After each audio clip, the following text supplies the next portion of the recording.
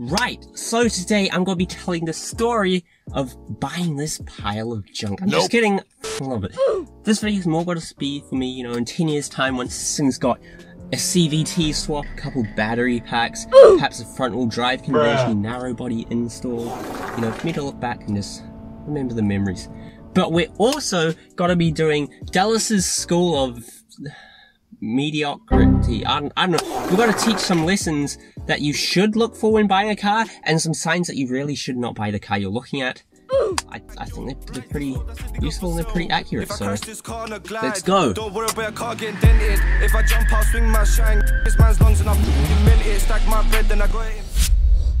So we all know, right? I was going to buy a Mazda Speed 3. I was looking for a solid 6 months, and basically, you know, in New Zealand, all of them are pretty clapped. Now, this is where we come on to lesson number 1, right? So, you know, I was looking at quite a few cars that were like good value. Then I was already second guessing myself. I was like, you know, perhaps is the seller a bit dodgy? Might this car need a bit of work coming up? Is this car been treated that well? Nope. And the thing is, whenever I had those thoughts, I was basically always right. We're talking gang members, we're talking stolen cars, we're talking cars that were, you know, constantly sold like every month. So, lesson number 1, if you're having second doubts early on, probably, yeah, nope, don't buy it. Sure, it could be good, but then again, do you want to risk all that money you're putting into it? So, though I guess, you know, most people buying a car nowadays aren't using their own money. They got, you know, a 7-year loan with 20% interest rate. Yeah. Anyways, there were 2 cars I was so close to buying on us, but both the owners sold them right before I could buy them. So, here's lesson number 2, right? Both of them were sold by Amy's. So, if Amy's selling a car, run, right? Just, I mean, out of the 2 experiences I've had with Amy's, they have not been good, so I'm just kidding, you know, there's probably a lot of you Amy's out there that are really good, but I haven't seen any. No offense. So anyways, right, I started looking at different cars, and if you want to know how I went from buying a Mazda Speed 3 to a G35, I've done a video on it, so you can check that out afterwards if you want. Yeah.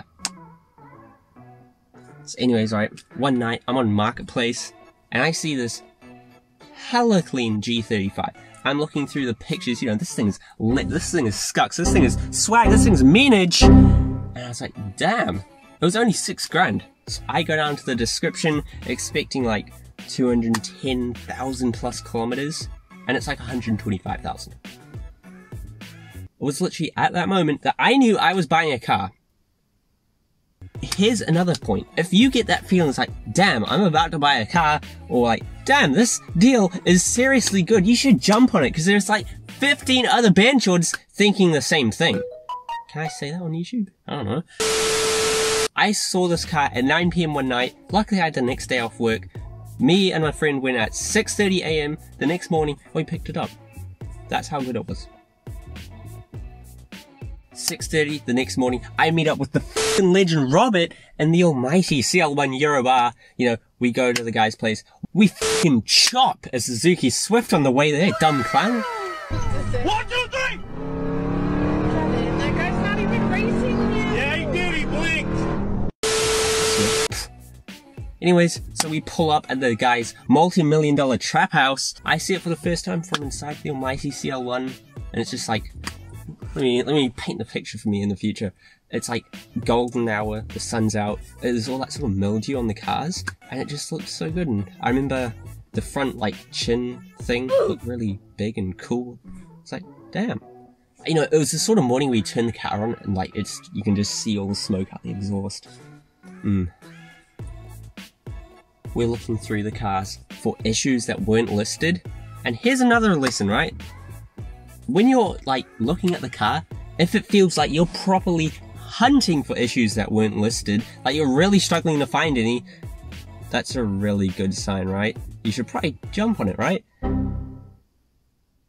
Because the thing is, like, you know, if there's a lot more issues than were listed, the seller's probably trying to hide stuff. There's probably even bigger issues that you haven't seen. So yeah, I mean, it's pretty obvious, but Some people just don't think about that. So this thing was clean as hell, and I'm just looking through, I'm like, damn, I'm probably gonna end up buying this thing. Like, just had that feeling, you know? Now there were a couple things. One of the window switches doesn't work, but the window itself does work, and the serpentine belt. Now, when we're negotiating, oh, here's a good negotiating tip. My man Robert is like, can we get 50 bucks off for gas? If the guy's not budging in price like our guy wasn't, what a legend. Thank you, Robert. Save me that 50 bucks. Oh, baby! And you know, you could put that towards Kinder Surprise eggs or something. I'm not gonna judge adult magazines, body parts, used tissues, something like that. So here's the thing, right? When we're negotiating as well, we also negotiated in that he would pay for the serpentine belt to be replaced.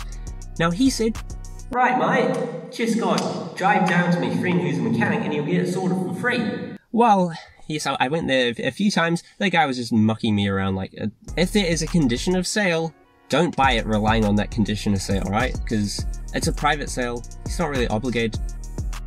There is sort of a reason why that happened. And here's another lesson, right?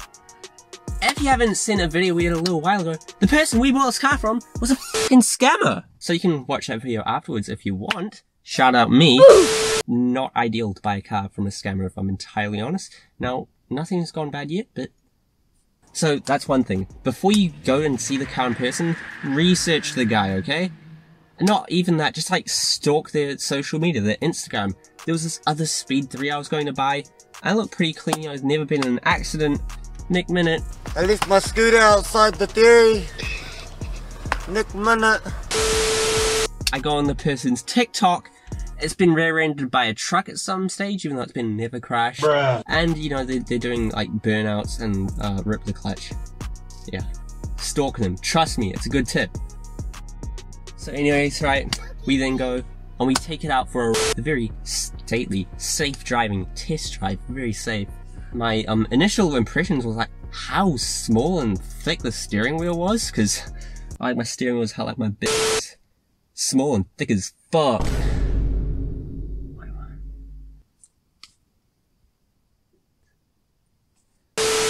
I remember the first time, right, I put my foot down, it was on a kind of a narrow street. Holy, it was fast. Like, I never driven a car this fast, right? Now, I have been in much faster cars, I've been in, you know, Teslas and all that. I also managed to smack the lip on a speed bump. Yeah, I haven't done that again. I remember, you know, Robert had to drive too to see everything was normal. I remember we were turning it around once and he backed up and it started spinning up the wheels on some gravel, so I was like, okay, yeah, I'm buying this car now. So anyways, we then hopped in the Euro R and we boosted over to the bank to get the racks. Then we boosted back to the guy's ends, went inside his multi-million-dollar trap house in the hood. Well, it was Remuera, not the hood, but Bruh. Yeah. And we bought it. Wow. And then, you know, it's still golden hour somehow. You know, this is going on for a couple hours now, it's still golden hour. What the heck? But what the heck? You know, we go drive, we go to some, like, dairy or something, we get a pie. I'm just there looking at the car like, damn. I wish I took pictures in, but I didn't, but yeah, I was just looking like, damn. It still hasn't gone through my mind that I just bought a car, but yeah. So then we go to drive back home, we like follow each other through the city and stuff. I chopped the Euro R, of course, like, Robert, you didn't, I mean, yeah. We go through the motorway and I fucking boost it past a Prius, cause, Prius, what? You know, so I was just there sitting in traffic, I was like, damn, you know?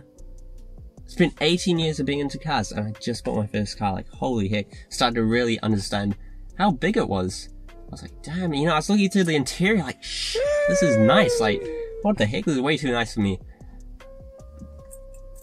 Anyways, we pull up to the gas station because it needed petrol because it's a bit of an alcoholic, I'll admit. Yeah. Bruh. Of course, I didn't know what side the gas cap was on, I pulled up to the other side. Yeah, then Robert asked if he could move it to the right, so I'm like, yeah, of course, mate. And I don't know, it's so funny because like Robert, he's got a mullet and stuff, he's like a legend, and this is a very Patel type vehicle stock. You just didn't suit it. Right, and then, right, I'm trying to open this bloody gas cap, right? So I'm like looking for the latch. Where the hell's the latch? I'm looking everywhere for it. It is nowhere to be found. Robert had to look. It is nowhere. So then I end up going on Google, right? And it's the gas cap. We just like push it and it opens. Like there's no latch. What the heck? That's so drip. That is so drip. And of course when you lock the car, it locks the gas cap. Like, pff, wow. Anyways, then I came home. I pulled into my driveway. And I just really got that nice feeling. Pulled up right by the front door, revved it up a bit, and my mom and my brother came out. I was just so happy. Like, there's another thing, right? If you buy a car and you can't stop smiling, you have made the right choice. I could just not stop smiling. It was amazing. I was so happy. Just like, oh, you know, look at the wheels, look at the camera, look at this, look at this. Probably, you know, one of the best or better days of my life. Like, it was amazing. But anyways, right, I was going out with my friends basically right then as soon as I arrived home. And I couldn't drive this because I hadn't had insurance on it, so I was taking the mum's Mazda. And you know, I was leaving our house, and I just kept stopping and just looking at it, because I was like, damn. And so I'm driving to one of their places, and it's in my mum's Mazda, I'm just like, damn, you know, the road noise in this Mazda is really loud. There's not a lot of power. I'm set up so high, you know, the interior is a lot worse. I was like, damn. That Skyline is one beast of a car. One beast! And you know, so I'm at my friend's place. I'm still like, I just start messaging my brother so much stuff about it. You know, I just wanted to talk about it so much. That's another good sign. If you just can't stop wanting to talk about it, then it's an amazing thing. It's like school ball.